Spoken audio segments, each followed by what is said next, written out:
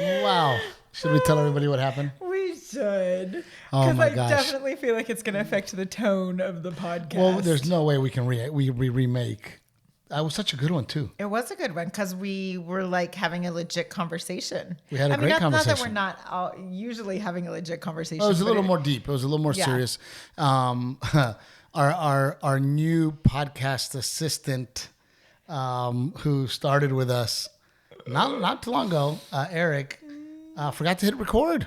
Forgot to put the card in for the sound, and we did our badass episode. Y'all, it was the best podcast episode we've ever done. We don't have it. Ever. But it was one of those where, like, afterwards, we're like, oh man, that was good. Like, all right, guys, like, good job. It was like, good job, guys. That was a And good then one. Eric walks over there and he was like, I don't think there's a card in the sound. No, it was Or me. it I you? went to hit stop on the sound mixer, and the record button wasn't on. There was nothing to stop. And then I was like, you guys never hit record?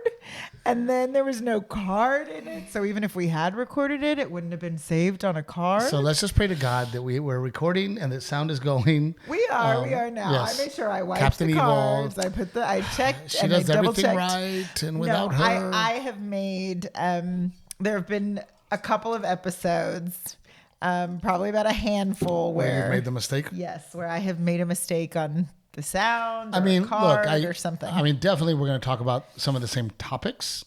yeah. I don't know if we're going to recreate the magic.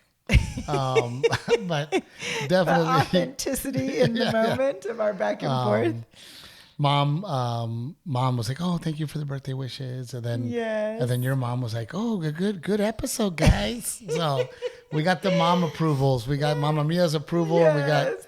Miss Dora's approval. So we love you both, and thank you for always And those supporting. are the important ones. Always supporting, always watching, and we can always count on you, ladies. So thank you very much. But we should say that we're recording this podcast episode at 9:00 at night. Yes. Yeah, so the almost? lighting's going to be a little different.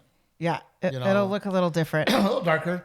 But, we also felt like we definitely needed to do it, the podcast. Yeah. Because we just love you guys so much, and we enjoy the comments. We enjoy the week-to-week back and forth. And we just definitely felt like, let's make sure we do it. So where should we start? I'll let you start. Where should we start?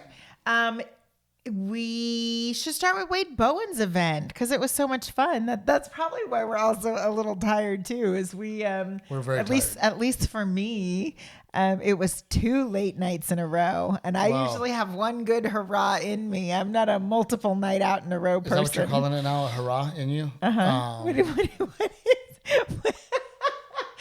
I have the good hurrah that she wants in her. That is not what I meant. Although the hand motion might have signaled that. Yeah, it helped me a little Not bit. what I meant. No, I'm very tired because I'm going on 5 hours of sleep because I wanted to make sure that I woke up with Garrett and Delilah. Yes. Would be on the road, but I always, even as a kid, I remember I would pray at night, and my dad would pray with me. My stepmom, my mom, they would always pray with us. Taught us to pray, which is why we now pray with our kids, right?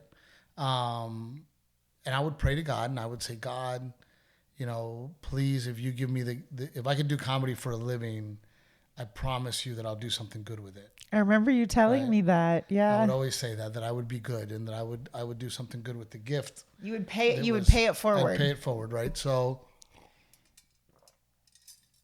always trying to do the best I can to give back, right? Because I have so much, and I have so much because of all of you that continue to support and love us. So, anytime I get a phone call, and that was what was crazy. It was like they fell back to back Mondays.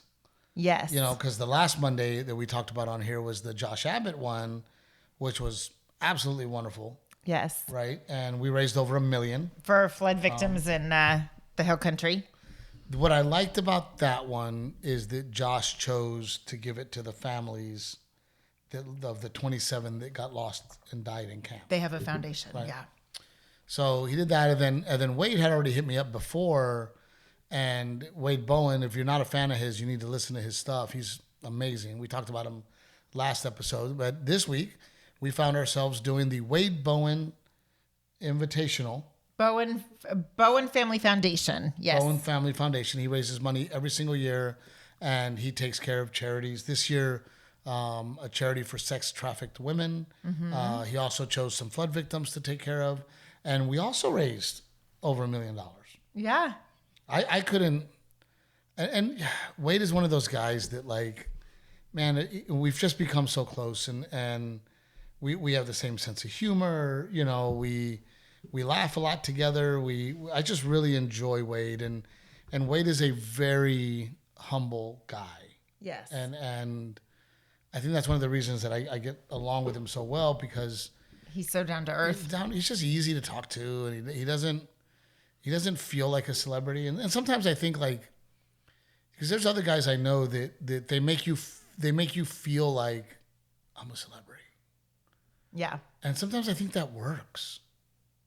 Sometimes I think that it helps their career. I think that when you have that attitude, mm-hmm. that I'm a big deal attitude, that then people think you're a big deal and treat you like a big deal. Like that, right? Yeah. And Wade and I definitely do not have that I'm a big deal attitude. Yeah. You know, I don't know. I mean, I just love, everybody loves Wade. Everyone does. You know, yes. and that's why, I mean, this lineup last night was... I don't even think we said it's a celebrity golf tournament. Like, or sorry, not a celebrity golf tournament. It's a golf tournament. It's like a golf tournament. It's a 3-day event. It started on Saturday. First class event. Absolutely beautiful, everything. Great golf course. These guys, like, we do a lot. There's a lot of charity golf, right? Tournaments. Not like this. Or there's a lot of golf tournament fundraisers. Yes. You know, but this one is one's fancy, but it's also fun. Well, but it's also very serious. Like, these dudes, they're there to win.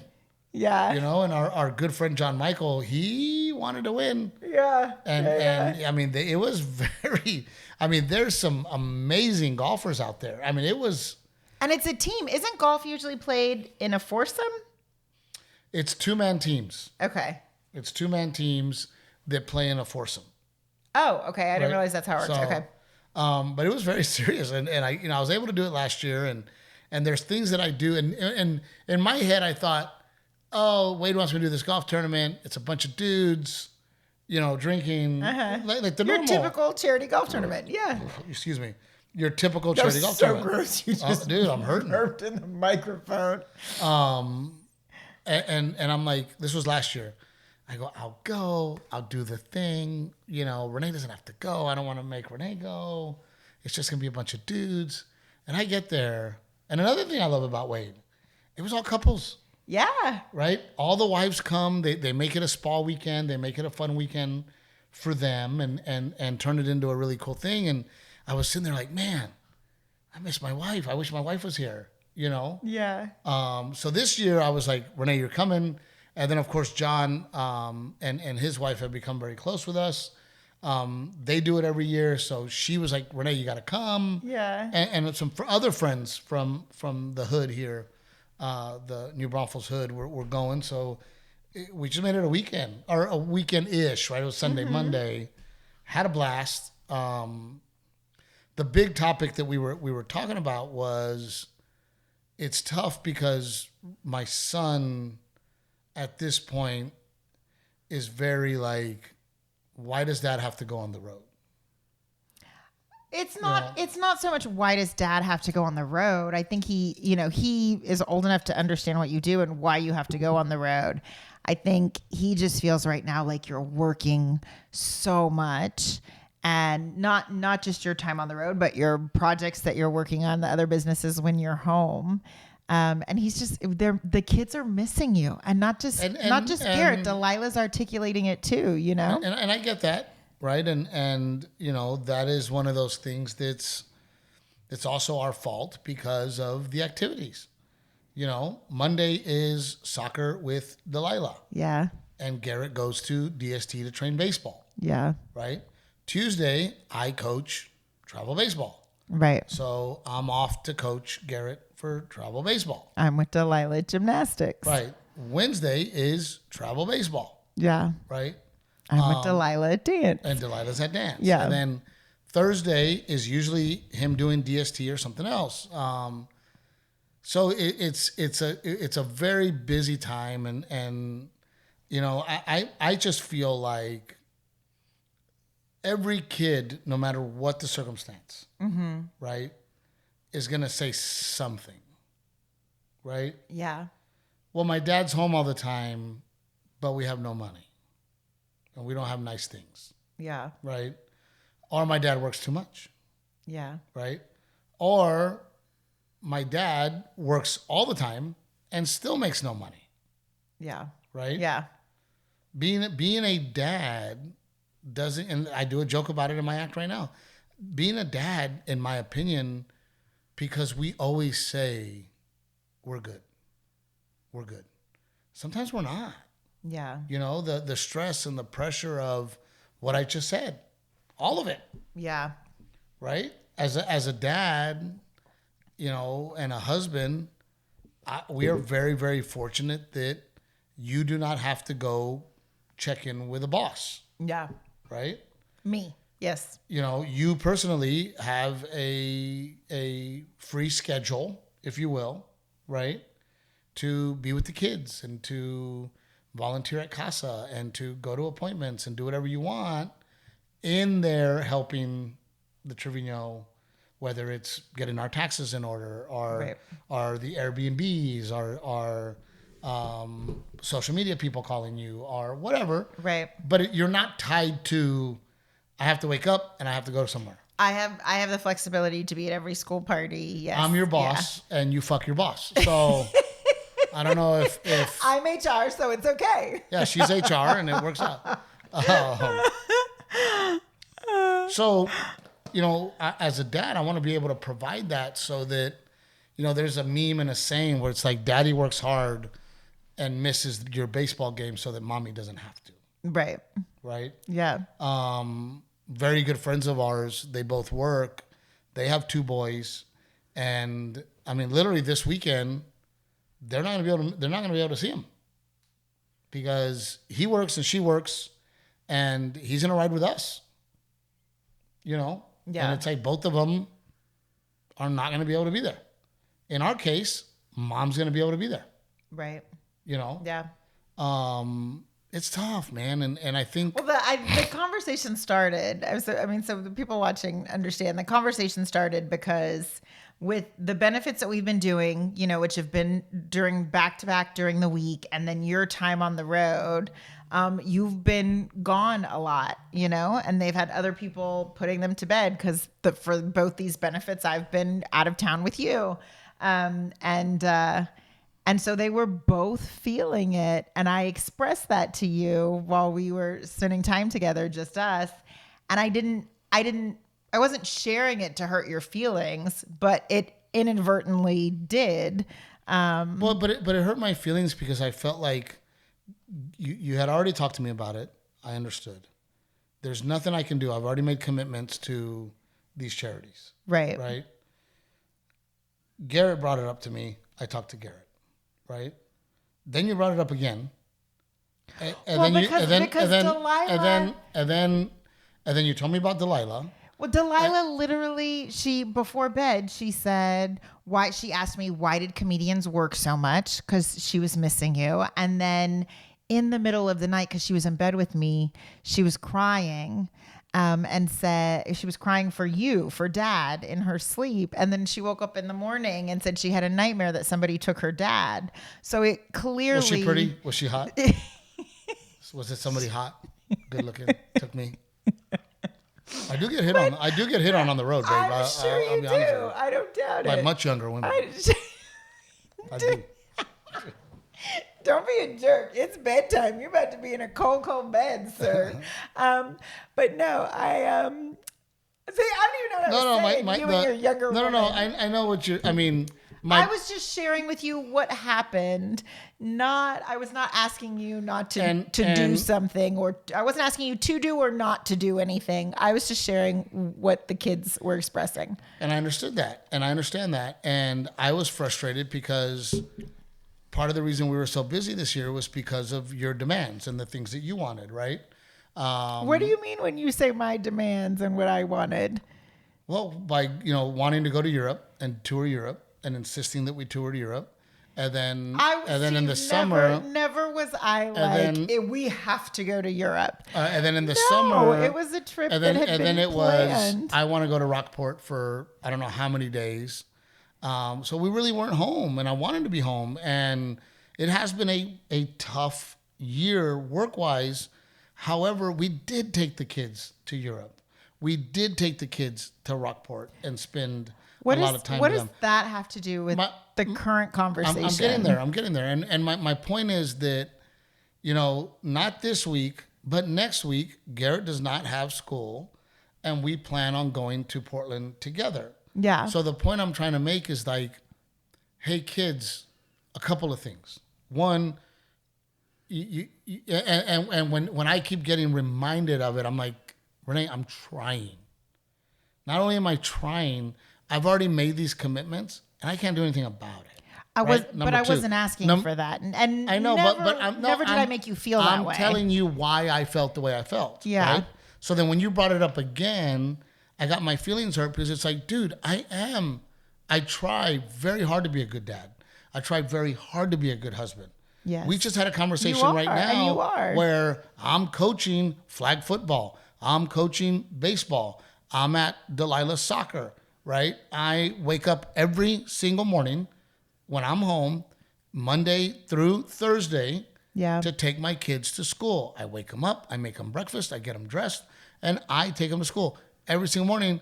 Not to mention, working on other jobs. Their college is already taken care of, and I'm continuing my career. And as a dad, and as a husband, I feel like, God dang, I'm trying. And I'm doing the best I can. And I hear you loud and clear. And I understand what you're saying, which is why we are going together to Portland, Oregon. And all I was asking is that, hey, Renae, please help me relay that message to our kids. When our kids say, why does that have to work so much? Well, Dad has to work so much because Mommy doesn't have to. No, and Dad has to work so much. Dad has to work so much because your college is taken care of. And I do. Dad has to work so much, and I've done the math, right? Two things. Number one, I would also explain to them, a lot of daddies travel. A lot of dads travel, and they don't get to go to fun places, and they don't get to take their family. Number one. Number two, there are a lot of dads that travel, military men and women, who are gone for an entire year. Yeah. And then they don't make nearly the money I make. Yes. Right? The other thing is, hey, right around the corner, we're going to be together. Right? I did that. And then the other thing is, I did all that. Because I've done the math. Yeah. Right? I am gone. I leave Friday. And I love it when it's like, my flight's like 2 hours. Because then, like this week, for example, because we're going to the West Coast, I gained 2 hours. Mm-hmm. So I'm going to be able to take my kids to school in the morning on Friday. So they will see me on Friday. Yeah. I will leave Friday at 1:30 p.m. and I'm back Sunday at 11 a.m. Mm-hmm. That is 46 hours, right? Where I am not with my kids or my wife, right? Yeah.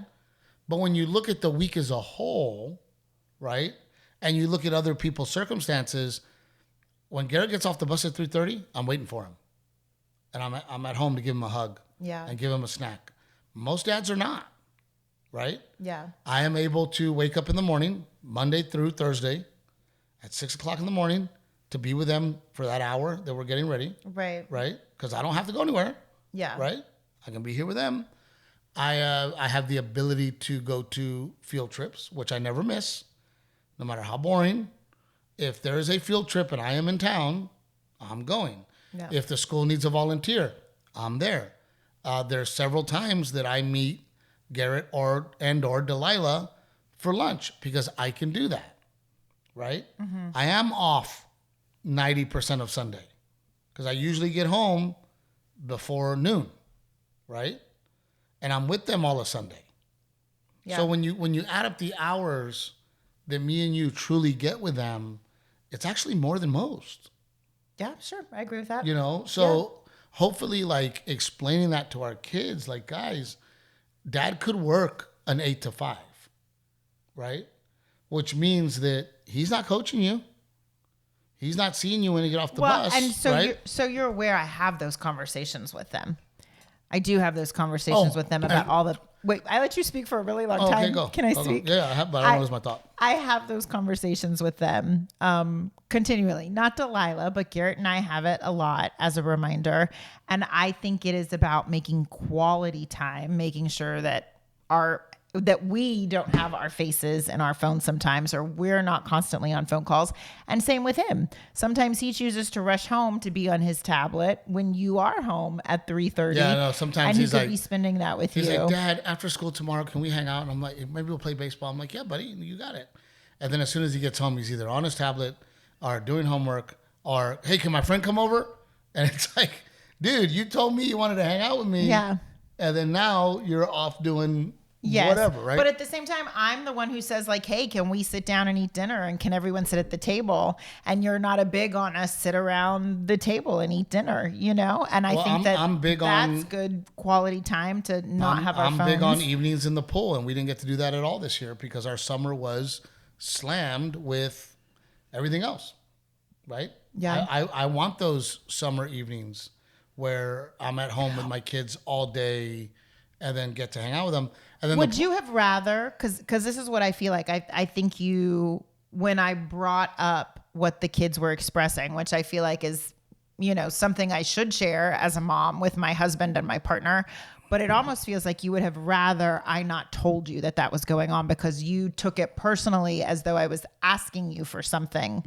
And I don't know. Wasn't. I mean, if I'm sharing my feelings, I have been very frustrated this year with the amount of work I've had to do. Right. This year was a have to work year.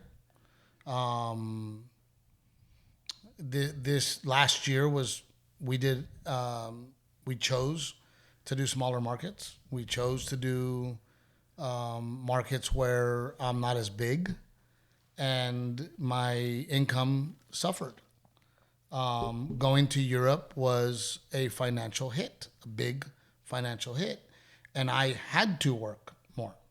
So I have been frustrated because I've had to work more, because I've had to really put in the time and the effort to, and look. But that didn't answer my question. No, and what I'm saying is that I am frustrated and I am saddened that I didn't get to have the summer I wanted with my kids, that I am working more than normal, right? So I'm already frustrated about that.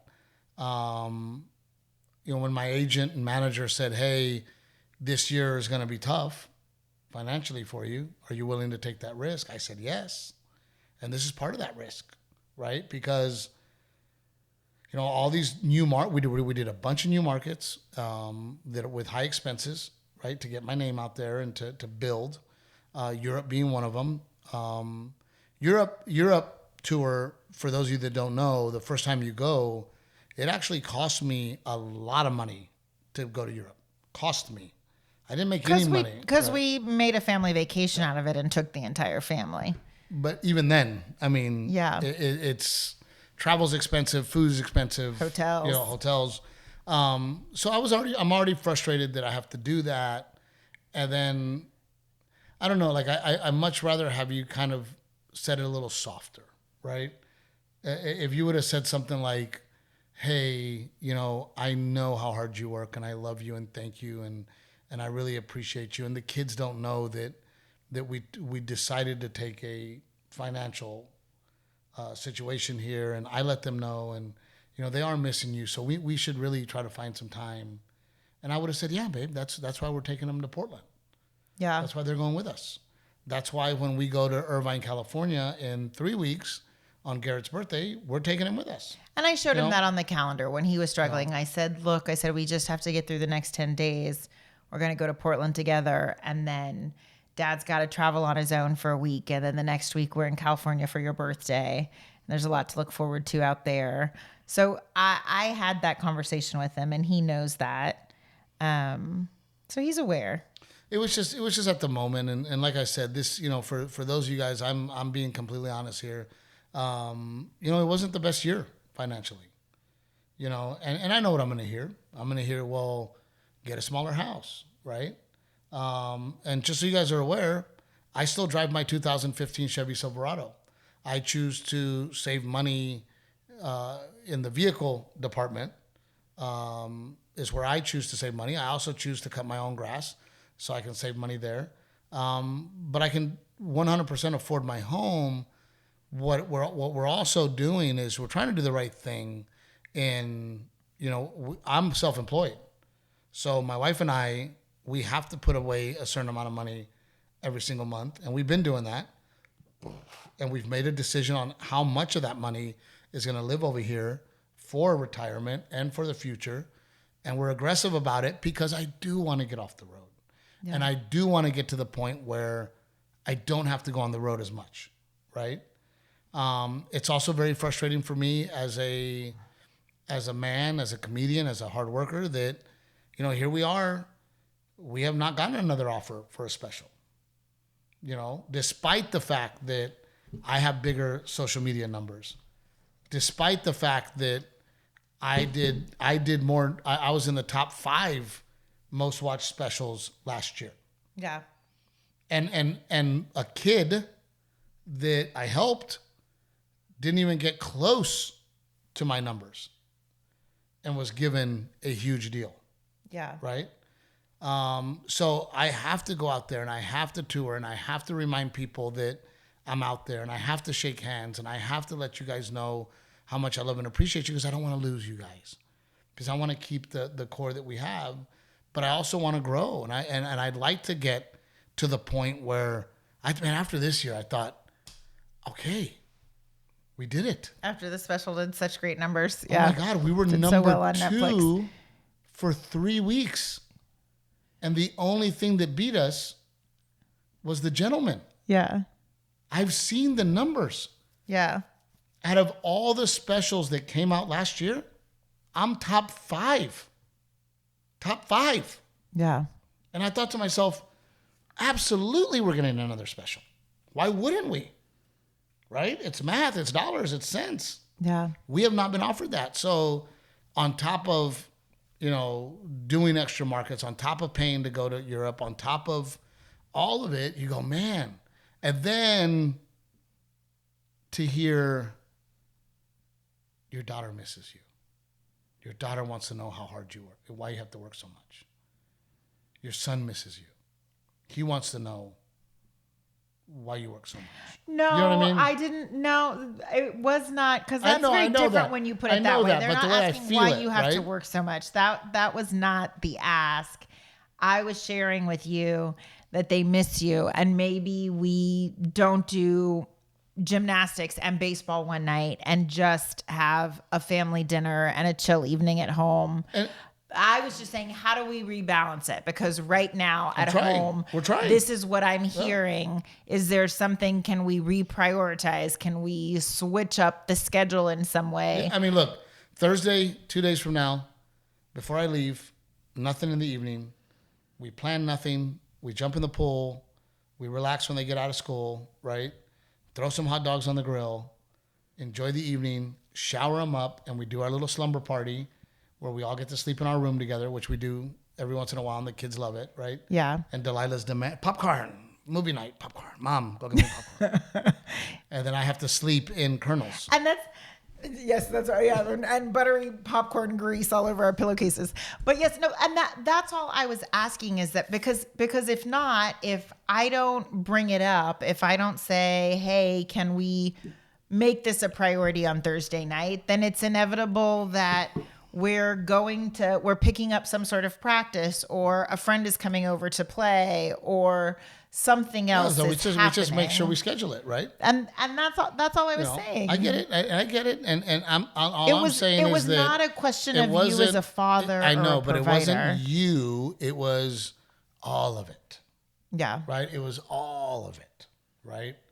Where it's like, oh, this is the third time you've told me. I'm aware of it. I hear you. I'm trying to do what I can. Let's just get through this. Right.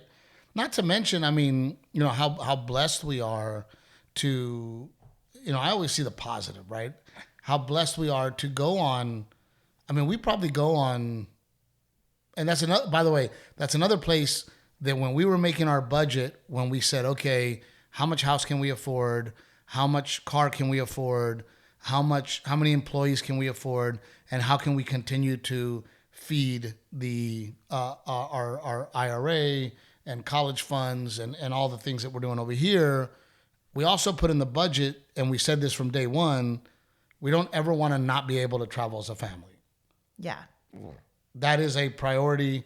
We're going to put money aside and put into the budget that we're going to be able to travel together as a family, right? Yeah. For us, it was high on the priority list for how our family functions. If we're gonna work hard, if you're gonna be on tour, let's make sure that we can, drag the family along. Yeah. Right. So that is in the budget, and we made sure that we put it in the budget. It was just all of it, and I think sometimes I always stick up for I talk about it in my act, right? Like, yes, a stay-at-home mom is amazing. Yes, 100%. A mom that gets to be with the kids daily is a hard job and not easy to do, and is complete. You're the CEO of the house. You're the momager. You're running schedules, and you're making sure that I don't know when it's pajama day at school, right? You do, and you're at the baseball games, and you're loading up the wagon, and you're making sure that the game changer's going, and all those things. So yes, 100%. But I think that there's a lot of dads out there and husbands that keep it inside and don't share it. Yeah. And don't say like, hey man, this is hard, right? Yeah. The financial future of our family is on me, and I'm going to work my ass off to make sure that happens. And I need you to help me at home, right? And I'm not saying you don't, because you do. It's just a combination of, it has been a rough year. Yeah. And I have had to work more than normal, right? Nothing would make me happier than to have one Nate Bargatze year, one Sebastian Maniscalco year, right? One Joe Coy year, one Gabe Iglesias year. You might not ever see me again. Oh, I don't think that's true. You love the stage and an audience too much. But I'll go do charities. Yeah. I'll tour occasionally. Yeah. Right? So going back to, I don't know if we concluded this conversation. I don't know if there was ever a sweet little bow on this conversation. Yeah. But I just wanted to share how I felt. Thank you for sharing what you felt. And we will see what the comments are. And if I know the women on this podcast, oh, Steve's being a little bitch again. No, what a pussy. It was the conversation had a very different tone in the first podcast. And I don't know if it's because it's at night and we're tired and it's the second time we're doing it, but this time you were way more frustrated. It was a different conversation. It was interesting. It's interesting. It was very similar. Yeah. Well, I mean, I think we got it more into the feels on this one. Yeah, you certainly did. You brought up things you didn't the first time that I feel like you were holding on to. So yeah, maybe it was good for that. Well, no, but I don't know. We were in a lighter mood, right? Yes. Earlier. Yeah. But going back to the lighter mood, so that, like they say, we learned our lesson. Don't chew on the same gum, or what did she say? I forget. I forget. I don't know. It was a good phrase. How come we don't remember it? I don't remember what she said, but Wade Bowen's tournament, it was such an honor. I just couldn't believe the amount of people, talented people, that came and participated in the show. And so we get there Sunday, beautiful event, kind of a welcome to everybody. That's the first day that they're going to have entertainment. And I hate that. I'm going to look it up.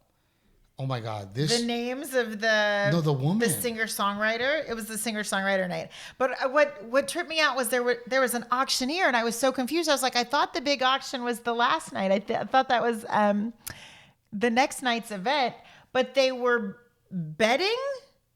It sounded like it was bidding, but they were betting on the pairs in the golf tournament. Who would win? Who would win the tournament? I'm so curious how much just that portion alone raises. Oh, tons. So the people that win their flight, which is in their handicap, the people that win their flight win money, right? Like John Michael, Parker McCullum, they won $900 each playing golf at a tournament. I guess it's crazy. Yeah. But the singer-songwriter, she was incredible. And I'm like, here's this kind of overweight, unassuming grandmother. I wonder how old she is.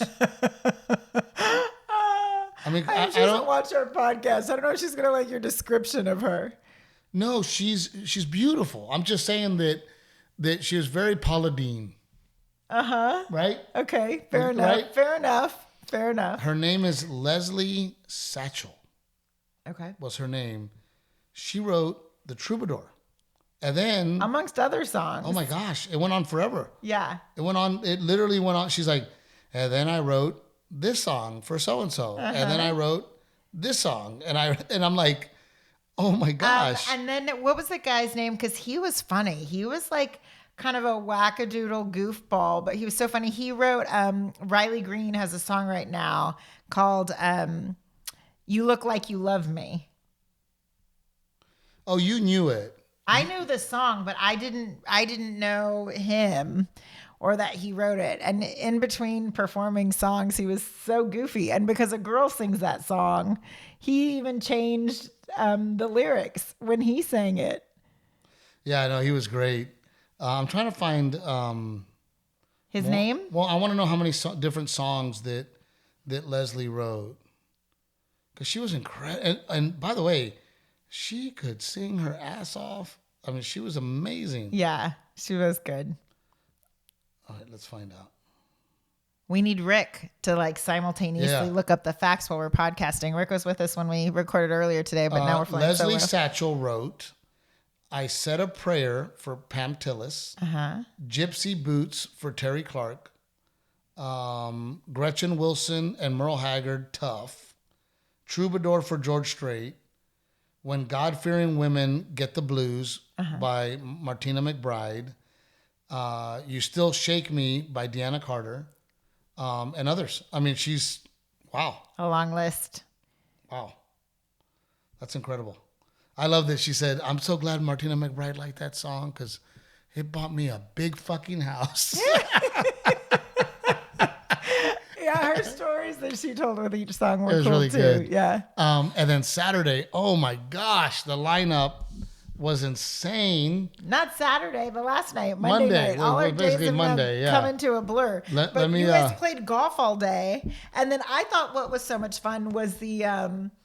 I mean, I could care less about golf, but the vibe and the energy of the shootout at the end of the tournament is so fun. I literally was just hopping on people's golf carts and riding with them from hole to hole. So everybody they had 3 different flights. Whoever won their flight then did a shootout to see who would win it all. Yes. Right? I was so proud of Randy. Like Randy Rogers made it for the first time, dude. I didn't know he was such a so golfer. excited, dude. He was so excited. But what happens is everybody out there, which is about 250 people, they all get in golf carts and they all surround every single shot. From the drive off the tee box to the next shot. We surround them, and then we have beer bongs, and they have to take a beer bong or a shot of tequila. Or they had to do, if they weren't going to drink, they had to spin the bat on their head before they hit, right?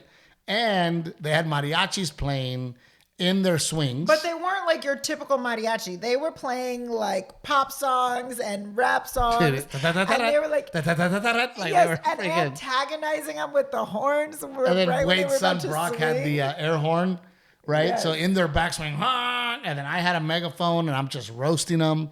I'm making fun of their outfits. I mean, it was. I told Renae too, because she had gone out with the girls to go wake surfing or whatever. Yeah. And I told Renae, I go, you got to be back at 3. Like, you got to be back for this shootout, right?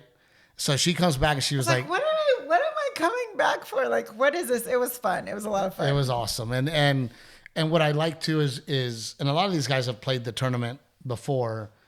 They all want to be those guys.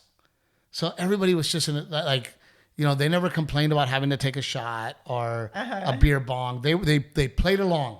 Yes. They played along, had a blast with it. And it was really fun to watch. I'm glad you came to that. But then at night was the auction and the show, right? Guys, let me tell you this lineup. Wade Bowen, 2 songs. Mike Ryan, 2 songs. William Clark Green, 2 songs. Ty Myers, which by the way, funny story about that one. Mm-hmm. My niece goes to Texas A&M. Kinsley, I love you. Congratulations. She's doing wonderful over there. I'm in the truck with her. I don't know when she came to hang out. 2 months ago, 3 months ago, 4 months ago, whenever it was. And I always like to know what the young kids are into, right? And I said, hey, I go, what do you play me what you're listening to? She goes, oh my God, everybody, including myself, are in love with this Ty Myers guy. I go, show me him, right? Great kid, yeah, good music, right? Great voice. I was like, oh, well, that's pretty cool. She's like, oh my God, if I could meet him, right?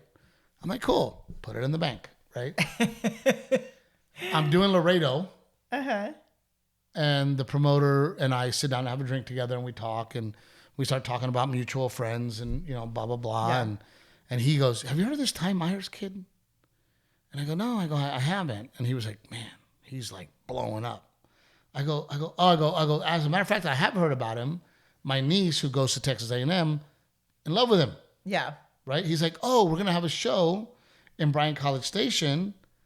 I can't wait to, I'll hook her up. She can go backstage. Yeah. I'm like, oh my God, she would love that. So I sent her a text. Hey, Uncle Steve hooked it up. You're going to be backstage. And she's like, oh my God, I can't believe it. Thank you. Yeah. You're the best uncle ever. And I'm like, I know. And so I hooked that up. And then I get to the golf tournament. I told Renae, I go, that's Ty Myers, right? And Renae's like, yeah, I'm pretty sure that's him. So I walk over and he's like, oh my God, Mr. Trevino.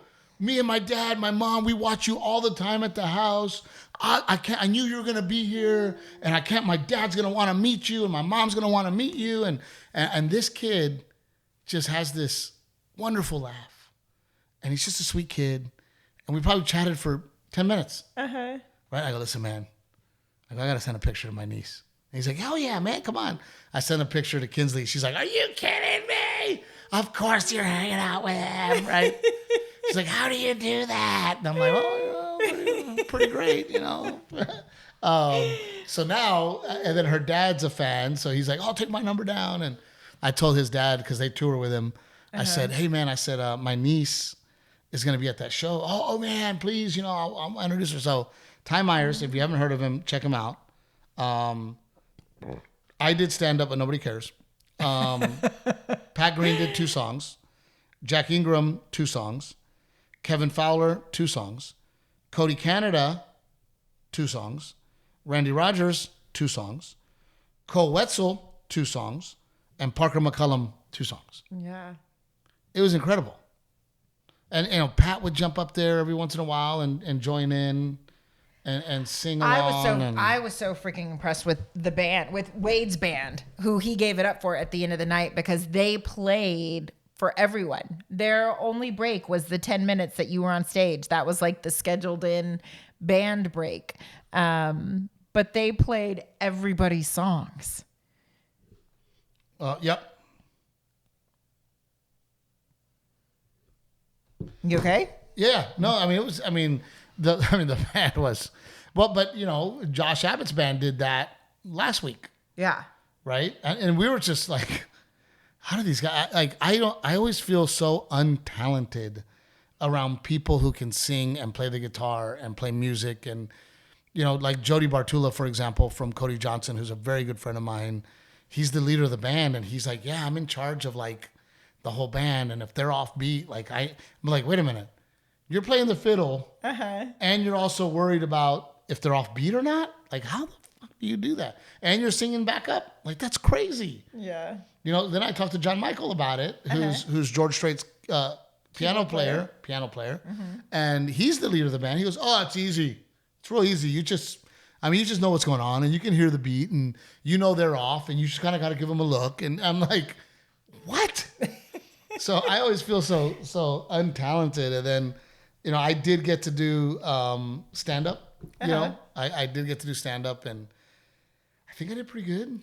You did. It's hard because there was a dance floor, so people are far away. We always talk about how like room setup is so important for stand-up comedy, but also for people to kind of switch gears when they're in music mode, which people often talk through. But when it switches to stand-up, it's like if you talk through stand-up, you miss it.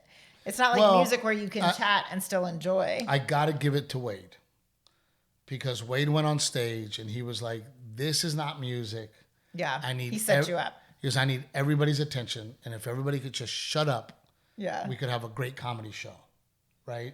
And they, because they're huge fans of Wade, of course, and a lot of them have become very good friends with Wade. Yeah, they have so much respect for him. Well, I so think they all got quiet. The whole right? Bowen family is a fan of yours, Wade and Shelby, and even their son amazing. Brock. Like they wanted to see your set, so they came out and there was a couch out front and sat and watched. I had a little bit of a choking up moment. When Brock went up and sang with his dad. That was so cool. I told Shelby, I was like, I wish he would have done more than one song. Like it was really cool to get to see his son perform with his dad. It was really special. And me as a father-son, right? And you go, wow, how cool is that? Not to mention his uncle is Cody Canada from Cross Canadian Ragweed. Yeah. Right. And Brock's like sitting on the back of the couch watching everybody, and then it's Wade and Cody Canada, and they're all just kind of, and I'm like, dude, that's his dad, and that's his fucking uncle. How crazy is that, dude? Like, you better do music, man. Like, it's pretty cool. But all in all, raised over $1 million. And I will say, generous people. I will say though, and I don't know how people are going to take this podcast or their take on it, but we are working very hard to find the balance and to slow things down and to obviously take the kids with us to Portland and make sure that we spend those time. But I'll tell you what, these past 2 charity events, Mommy and Daddy got a date night, 2 date nights. Yeah, for sure. We really got to enjoy each other's company. Yeah. Really got to hang out together. We had a great time together, and really enjoyed us. And that's important too. That's what I'm saying. So it's even our kids missed us, but even though our kids missed us, I would say that it helps our relationship, so that we are better husband and wife. We are better mom and dad because we had a little recharge. Yeah. Right. We had dinner together. We had drinks together. We hung out in the hotel together. We got dressed up and went and did a show together. Yeah. So I want to thank Josh Abbott and Wade Bowen for not only inviting us to be a part of these amazing events, but also giving Renae and I an opportunity to be husband and wife. Yeah. And go on a date, Yeah. So now the goal is, okay, mommy and daddy are good. Let's take care of the kids, right? Yeah. Let's be the best parents we can be. And let's make sure that we find that time like you did today. Today was awesome. We had to run and get haircuts and you were out and about in between picking her up and gymnastics. Yeah. And you're like, where are you? I go, I'm over at Staunch. I'm about to get my haircut with Paulie.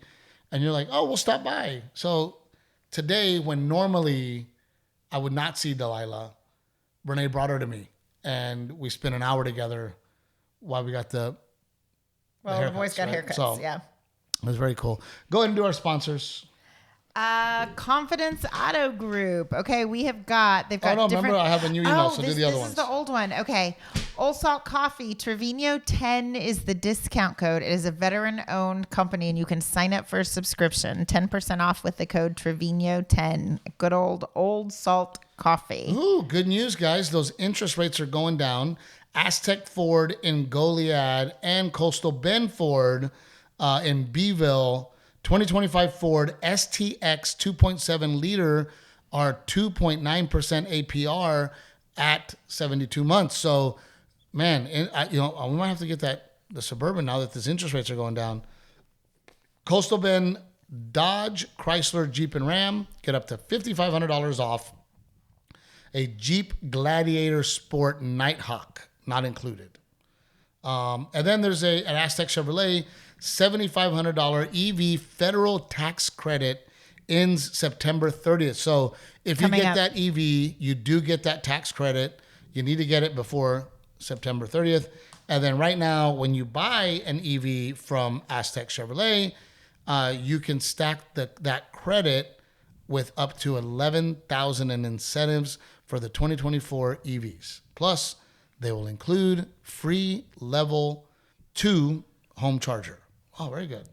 Fuckers, nice. I had to pay for ours. And pick Cherries. Don't forget to download the app if you haven't already. It's a great way to pick your favorite clip from your podcast and share it with your friends. Yep, love it. Absolutely. So, very excited to be on the road again and go visit our friends in Oxnard, which I will be this weekend. And then next weekend, we're bringing the family to Portland, Oregon for Helium out there. Yeah. I know tickets are going pretty fast. And then the week after that, I forget where I'm at. Where are you after that? Are you bouncing around? Let's see. What are your upcoming dates? Was that a wild one? After that, you're in Pittsburgh. Oh, one of my favorite towns. You're I'm in doing Pittsburgh. I get to see Rich and Gigi. Yes. And get to see our Pittsburgh family. And then Pittsburgh Irvine. Dan. And then Milwaukee. And then you're bouncing around California. Salinas, Santa Rosa, Fresno, Modesto, all those. Did those get rescheduled? Were those rescheduled No, dates? we're good. Yeah, okay. And Halloween off. I finally get off to go trick-or-treating with my kids. All right. We love you guys. Thank you so very much for putting up with our bullshit and loving us, because we love you. Thank you.